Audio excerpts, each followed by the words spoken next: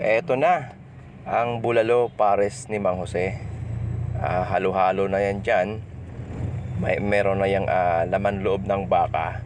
Kaya pinasarap talaga yung sabaw niya dahil halong-halo yung mga laman niya. Panggoto, Goto Batangas bang hanap mo, meron din.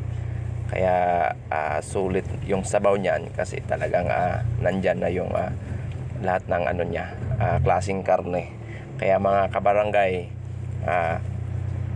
pwede kayong pumunta dito hanggang alas 12 kami ng gabi bukas. Punta na po kayo mga kabarangay, Kasampalok, Manila. Ito, open na naman tayo, Mang Jose Bulalo Pares. At meron pang goto, parang Goto Batangas na to.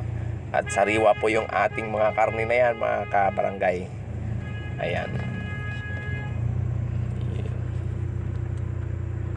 Siya nga pala, dito lang yan sa may kahabaan ng Ramon Magsaysay Boulevard. Bago mag-flyover Nagtahan, katabi Bulalo namin Pares mismo yung ni Mang 7-Eleven dito. Kaya madali lang kaming hanapin. available na. Bulalo ni Mang Jose Pares at saka Goto.